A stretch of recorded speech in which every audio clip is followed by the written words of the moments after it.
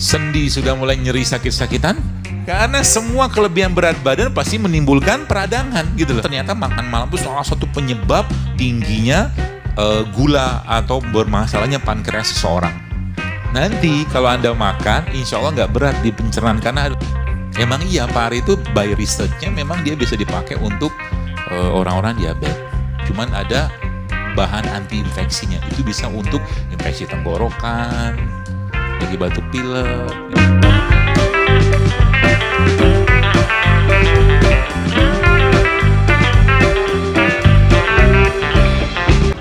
Wajah dulu persegi sekarang membulat. Sendi sudah mulai nyeri sakit-sakitan. Betul? Terus ngapain akhirnya? Datang berobat, enggak salah dokter. Dokter berobat datang nyeri, kita kasih anti nyeri. Kalau dengkul kata kalau misalkan sudah sakit segala macam, ya dikata dengkulnya diganti. Begitu, tempurung bisa diganti kan yang sekarang kan? Padahal kalau Anda pahami, tulang kita itu, tulang betis ya, tulang paha bawah, paha atas sama paha bawah itu, dia tumpuan beban dia itu fix, nggak bisa diubah. Jadi kalau mau ngurangi nyerinya, bukan minum obat anti nyeri. Tapi apa? Turunin berat badan. Karena semua kelebihan berat badan pasti menimbulkan peradangan gitu loh. Di sendi salah satunya. Jadi ibu-ibu yang maaf rotak gitu kan, terutama perempuan tuh. Yang estrogennya sudah mulai kurang, apa yang harus dilakukan? Kurangi berat badannya. Kan lemak gitu kan. Dan kalau lemak itu digunakan sebagai bahan bakar, itu efeknya luar biasa. Dia akan memperbaiki sistem badan kita. Dia akan, kalau bahasa saya itu menang banyak kita. Kalau lemak itu jadikan bahan bakar, sehingga apa? Kalau lemak itu jadikan dibongkar sebagai pola-pola seperti itu, atau dijadikan sebagai bahan energi tubuh kita, maka insya Allah kita akan berenergi banget. Asal mau menikmati prosesnya dulu. Saya jelaskan prosesnya. Nanti baru kita bahas sayuran. Ini ada gula, ini ada glikogen, ini ada lemak. Oke? Gula, glikogen, lemak. Nah, ini diilustrasikan sajalah ala-ala saya aja, dan tapi ini bukan ala-ala saya dapatkan dari juga dari sebuah buku yang bagus sekali buku itu.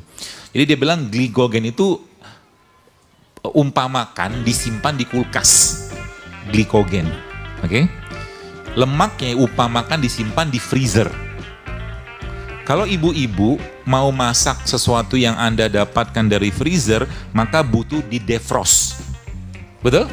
Katakanlah Anda memasak ikan beku atau ayam beku, maka itu ditaruh dalam wastafel sampai semalaman kan gitu kan. Ditunggu sampai dia hilang bekunya. Nah, lemaknya kita tuh ibarat kata tuh di chiller semua tuh. Nah, sekarang bagaimana polanya supaya kita bisa mengakses ini tadi? Mengakses menggunakan bahan baku yang ada pada chillernya. Maka kata kuncinya apa?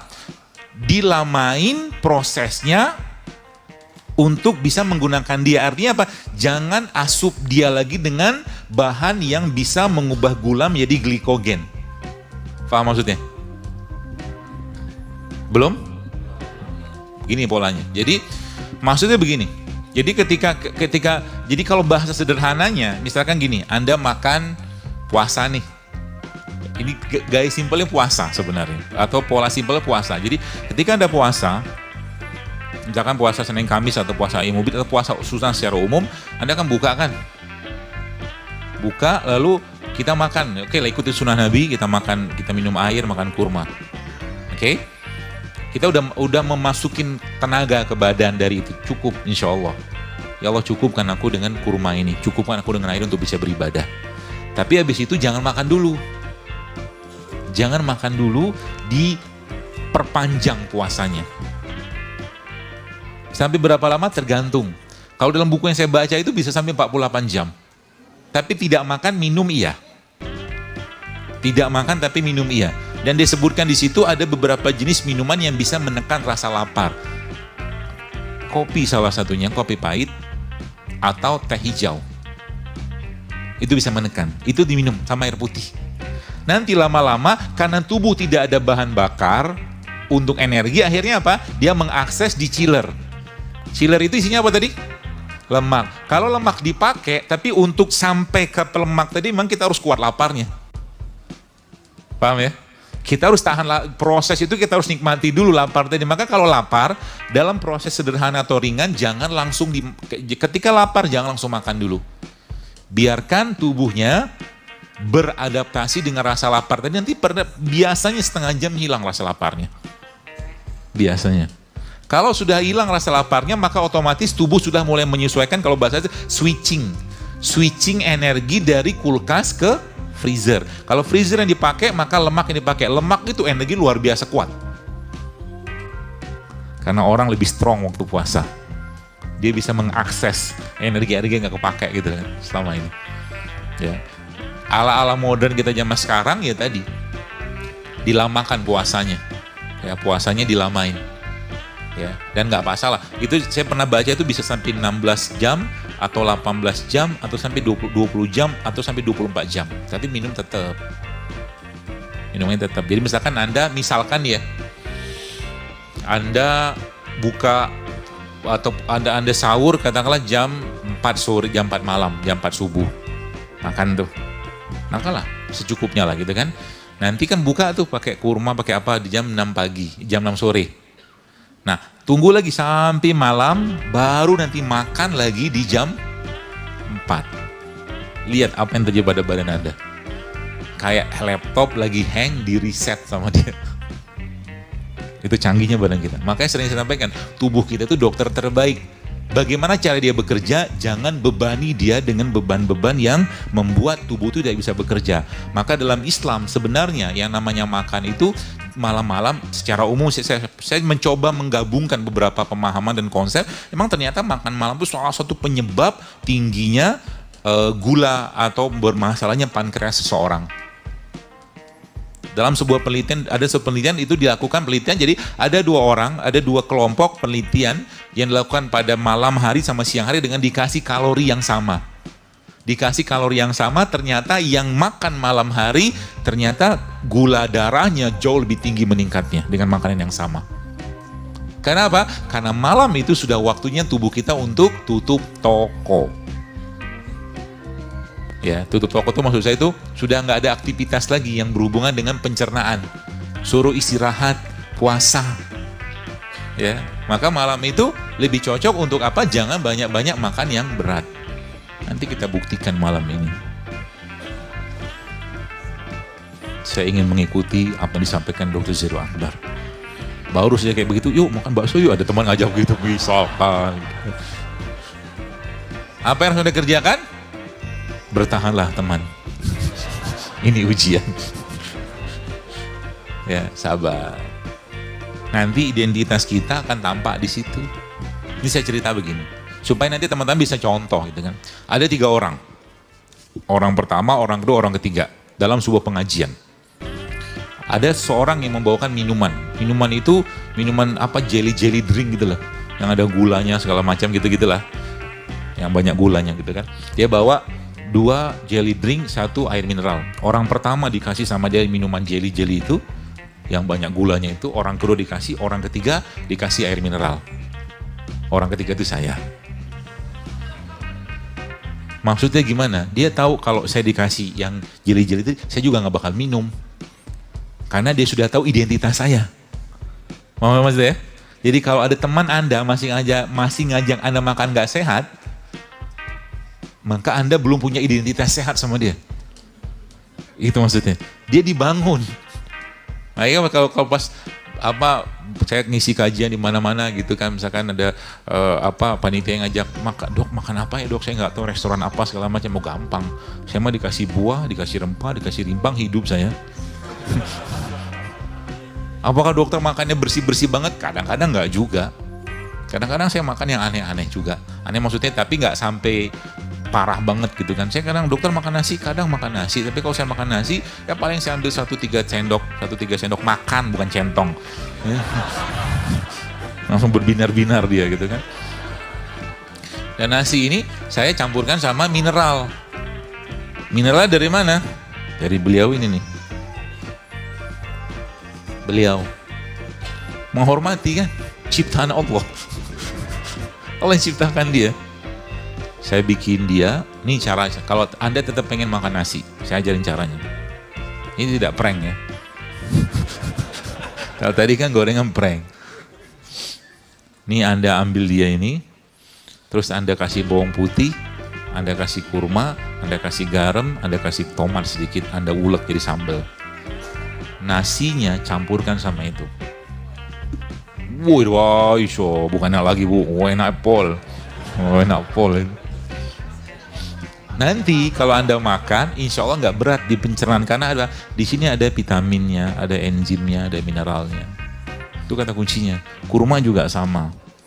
Jadi kalau Anda tetap, misalkan Anda, nih saya ajarin cara makan mereka ini dengan damai dan bahagia. Coba angkat dia. Cara makan mereka ini dengan damai, bahagia dan sejahtera. Sama kayak tadi. Ini teman-teman kukus aja. Kenapa kita perlu makan mereka ini? Karena mereka tumbuh di tanah kan. Dia nyerap sarinya tanah kan. Setiap dari mereka ini Allah ciptakan rasa yang berbeda. Ada pari, rasanya pahit. Dan ternyata pahit itu cocok untuk orang-orang yang manisnya kelebihan. Orang diabetes maksudnya. Kalau Anda kan manisnya kelebihan, lu terlalu manis lah gitu kan. Makanya suaminya suka atau istrinya suka. Emang iya, pari itu by research-nya memang dia bisa dipakai untuk orang-orang diabetes. Jadi begitu Allah ajarkan kepada kita. Jadi mereka ini Bapak Ibu sekalian diciptakan Allah dengan berbagai warna, ya dengan berbagai rasa untuk melingkupi atau memberi kebutuhan atau menjadi sarana kita untuk hidup sehat, untuk beribadah.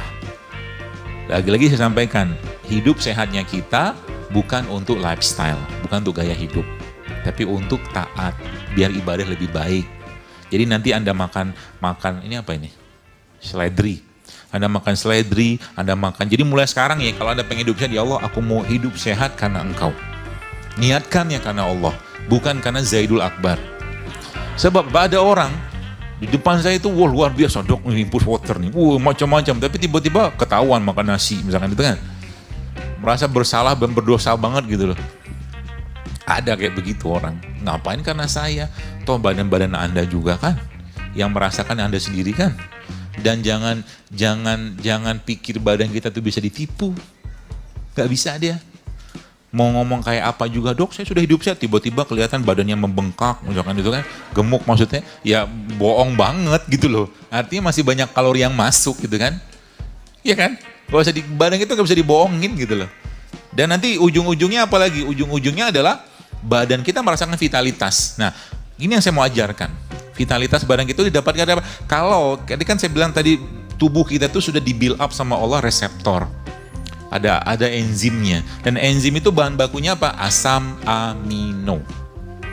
Asam amino kita dapatkan dari mana? Terbaik ada pada ini. Iki loh, nih madu. Atau ada pada kurma. Mana kurma?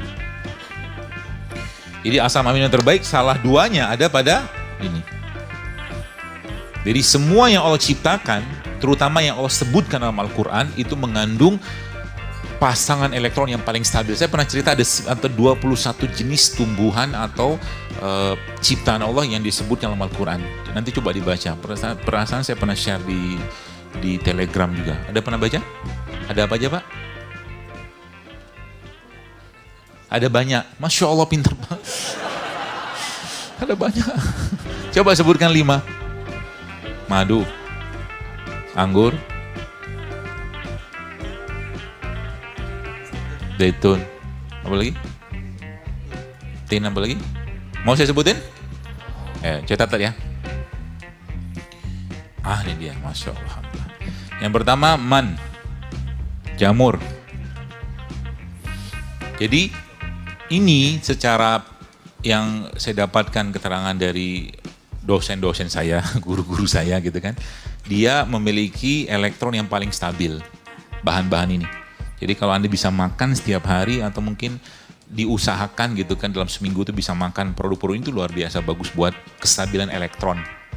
Yang pertama jamur, yang kedua bawang merah. Jadi kalau mau bikin kedua bawang merah, yang ketiga bawang putih. Nanti kalau Anda mau bikin nasi goreng, saya ajarin caranya begini. Ini nasi itu dikukus. Mau pakai nasi putih juga nggak apa-apa, tapi kalau bisa dapat nasi coklat atau brown rice juga lebih baik. Kalau nggak pakai sorghum, Tahu sorghum? Browsing lah. Jangan tanya semua sama saya. Ini handphone udah canggih kan, smartphone gitu ya. Tanya. Terus nanti nasinya, kalau bisa dapatkan beras organik lebih baik.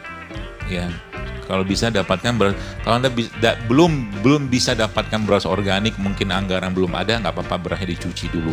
Dicucinya pakai apa? Pakai apa? Pestisida tidak bisa hilang dengan air. Nggak bisa deh. Kalau nggak baking soda, cuka apel itu lah, cuka lah secara umum. Tapi bukan juga sintetik ya. Dan pestisida itu penyebab paling dominan kemandulan sebenarnya. Pestisida. Dan sebagian besar beras-berasnya kita, pestisida semua. Nggak bisa nyuruh petani stop. Karena dia maunya jangan sampai padinya rusak, maka disemprotin sama dia. Ya sudahlah, mau diapain? Kita kendalikan sendiri di rumah. Itu dicuci. Ya, jadi mulai sekarang berkomitmenlah untuk memberikan yang terbaik untuk badan sebagai bentuk ketaatan rasa syukur. Jadi misalkan, ya Allah tambahkan rezeki untukku sehingga aku bisa bersedekah lebih baik untuk badanku. Boleh minta begitu sama Allah. Sehingga nanti bisa beli beras organik, bisa beli sayur organik, bisa beli apa segala macam. Itu bentuk sedekah ke badan. Jangan khawatir. Ya, minta sama Allah. Jadi nanti nasinya dikukus, udah kan selesai. Nanti Anda potong-potong bawang merah, bawang putih, Anda campurkan serai. Ya, kemudian samburkan cabai sedikit aja. Terus dikasih minyak zaitun, ditumis sebentar. Sebentar aja. Lalu yang tambahkan tomat sedikit, gak apa-apa. Potong kecil-kecil, lalu campurkan ke nasi tadi. Nasinya akan terasa tasty banget. Terasa bumbunya, kan ada lada hitam, ada garam, ada bawang merah, ada bawang putih. Campurkan sama kurma, suiran kurma sedikit, buat rasa manisnya. Kemudian kalau Anda pengen masukkan daging, silakan masukin daging. Saya lebih prefer kalau Anda bisa dapatkan daging ikan yang dikukus atau dipepes. Campurkan ke situ. Sehat nggak? Banget, bukan sehat lagi, insya Allah sehat banget. Tapi jangan banyak-banyak juga. Secukupnya lah kalau makan. Ya, itu nasi gorengnya kita, nggak digoreng. Ya, coba kurangi yang diminyak-minyakin. Ya, yang berminyak-minyak digoreng itu coba teman-teman kurangi mulai sekarang. Sudah cukup minyak di wajah kita. Ya. Kemudian yang keempat, tadi 3 kan? Yang keempat khardal. Khardal ini adalah biji rempah. Ini biji rempah kan banyak kayak begini kan. Ada cengkeh, ada kapulaga kayak begini. Ini bisa dijadikan minuman. Ya. Bisa. Kapulaga nih kalau teman-teman, kau udah ada yang bikin chai tea itu kan? Ya, pernah saya share juga itu. Teh-teh India itu kan sebagian besar pakai kapulaga. Dan kapulaga ini salah satu antibiotik tanda kutip yang ada pada tumbuhan selain cengkeh dan bunga lawang. Dia antibiotik. Jadi misalkan teman-teman mau bikin misalkan teh rempah gitu kan, ya gampang aja. Ambil cengkeh, ambil kapulaga, kasih daun mint sedikit, kasih air panas, jadi. Tehnya jadi teh daun mint, cuman ada bahan anti infeksinya. Itu bisa untuk infeksi tenggorokan, lagi batuk pilek, bisa pakai itu. Simple? Simple, biji rempah. Jadi kenapa nasi goreng itu tidak, bukan nasi goreng, kenapa makan-makan zaman sekarang itu tidak memberikan efek bermanfaat ke badan? Karena gak ada asam amino, gak ada vitamin, gak ada enzim, gak ada mineral, gak ada rempah. Udah kebayang? Dan bahan bakunya enzim adalah asam amino. Maka ketika Anda butuh asam amino, maka ini pilihannya, sayuran sama buah-buahan, atau madu, atau kurma. Maka saran saya setiap hari jangan pernah lewatkan sayur dan buah dalam menu makanan Anda. Simple sebenarnya. Cuman memang godaannya luar biasa. Iya kan? Tapi lagi saya sampaikan, hidup saya kayak begini kayak orang bangun tahajud. Bangun tahajud malam itu, kalau nggak dipaksain sampai mati juga nggak bakal tahajud. Betul? Artinya yang namanya kalau kita sudah niatkan untuk Allah, maka dipaksain. Masa mau sekian lama hidupnya menderita dengan penyakit-penyakit yang sebenarnya kita bisa cegah, kan sayang Bu, Pak. Gitu loh. Jangan nyusahin orang kalau mati. Kalau bahasa saya gitu lah. yang kita bisa cegah penyakit tadi dengan cara mengubah isi piring kita. Lalu yang kelima tuh ini. Wortel. Timun. Ngetes aja masih sadar nggak? Timun ya. Timun ini kalau Anda potong, teman-teman Anda potong timun ini, ditaruh di atas langit-langit, lumayan bisa ngurangi bau mulut. Keren kan timun? Atau Anda mau bikin lauk pakai, saya suka timun, tapi timun yang saya buat biasanya saya buat jadi ada semacam lauknya lauk saya di kampung, tapi itu insya Allah sehat. Timunnya dipotong, belah tengahnya, curut gitu kan, lalu dikerok gitu. Lalu nanti kerokan timun tadi Anda campurkan sama cabai rawit, kasih garam, ya, kasih terasi yang sehat sedikit. Lalu nanti timun tadi dimakan sebagai dimakan sebagai temannya ikan. Ikannya ikan gabus. Ikan gabus itu salah satu ikan yang paling baik untuk kulitnya dan sisiknya, itu bisa digunakan di blender. Nanti saya ajarin caranya. Resep pakai ikan gabus untuk tulang. Terutama tulang-tulang yang sudah uzur, udah tua, yang kerotok-kerotok gitu. Kenapa banyak orang zaman sekarang banyak osteoporosis? Karena tubuhnya asam. Asam gara-gara apa? Kebanyakan gula, kebanyakan nasi, kebanyakan minyak, kebanyakan tepung, itu asam semua tuh. Dan pikirannya pun asam. Orang yang pikiran asam tuh seperti apa? Mukanya nggak nyenengin, nggak ada senyum-senyumnya, asam banget gitu lihat mukanya itu. Makanya bayi, kenapa bayi itu wajahnya nyenengin? Bayi 6 bulan, 0 sampai 6 bulan, karena dia minum ASI kan? Kenapa ASI? Karena ASI itu pH-nya alkalin. Kalau ASI itu dicek pakai pH, maka pH-nya 8, mirip sama air zam-zam. Maka kalau Anda mau sehat, maka minum bukan minum ASI. Minumlah seperti ASI gitu loh. Ya kan gitu, pH-nya alkali, air alkali. Atau kalau nggak dapat air alkali, maka Anda makan beliau-beliau ini. Ini kan semua alkali semua nih sebagian besar. Timun, wortel, sayuran tuh sebagian besar alkali. Ya. Buah-buahan sebagian besar alkali, kecuali durian. Durian itu kan asam, cenderung asam. Boleh nggak makan durian? Bagus, durian itu bagus, baik.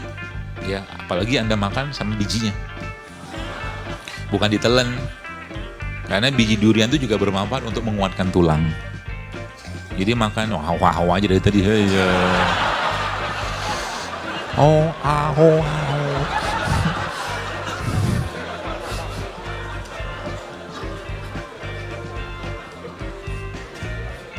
Iya, biji durian direbus, dikukus, kayak orang tua kita zaman dulu tuh loh, dimakan. Sebenarnya kalau saya ya, tadi saya di Purwakarta dikasih makan durian sama panitia, saya makan, nggak banyak tapi kalau banyak saya tahu akibatnya ke badan saya, langsung ngomel dia, kembung, itu terus itu. Tadi saya makan tiga potong saya makan, bukan 3 buah, 3 potong. Apa makan aja, ya. Durian segede-gede gaban gitu, apa namanya itu tadi? Hah? Bawor. Durian itulah, segede kalau kelapa digabungin 2, segitulah gede duriannya, udah banget. Nggak tahu kalau durian Nabi Adam kayak apa sih, nggak tahu. Sedang Adam kok gede banget kan, gede banget ya. Nggak usah, itu intermezzo aja. Gitu ya. Pete bagus. Pete itu bagus. Jangan digoreng. Makan mentah. Kalau suka. Kalau nggak suka, saya nggak suka pare. Pahit itu nggak suka saya. Saya lebih cari yang manis-manis aja gitu. Ya. Tapi kalau memang butuh makan pare, misalkan ada yang kena diabetes, makan aja pare. Butuh kok. Ya, termasuk tadi yang saya bilang tadi ini kan, ini dipotong-potong, lupa tadi ini, yang ini tadi ini potong, udah enggak, misalkan sebagian ada kukus, kayak ini kan dikukus nih, kukus, ya di steam. Timun nggak usah, brokoli dikukus, kemudian okra ini juga bisa okra ini salah satu makanan yang bisa menekan rasa lapar juga nih, bagus nih, okra. Ini okra kan? Nggak tahu. Taunya apa? Okra yang dikukus mentah juga nggak apa-apa. Potong, ya. Lalu Anda campurkan sama sambal tadi itu loh. Asik? Asik. Dapat rasanya. Ada dapat manis, ada dapat asin, ada dapat pahit, ada dapat kecut, asamnya kan, ada komplit semua. Itulah rasa yang terbaik bagi badan kita kalau sekali makan. Dapat semua rasa. Gitu loh. Jangan plain. Ya. Lalu minumnya apa? Minumnya kayak begini, bayangkan. Ini isinya apa nih? Wish. Ada kunyit, ada secang, ada pandan. Ada apa lagi? Ada jahe, ada kayu manis. Ini kalau Bapak Ibu mulai rutinkan minum kayak beginian tiap hari, banyak terjadi perbaikan di sel-sel badan kita sebenarnya. Ya. Dan gampang kan, modal begini kira-kira bikin berapa paling 5.000 cukup nih. Ya kan? سبيل الدموع سبيل مريح تنهدى يا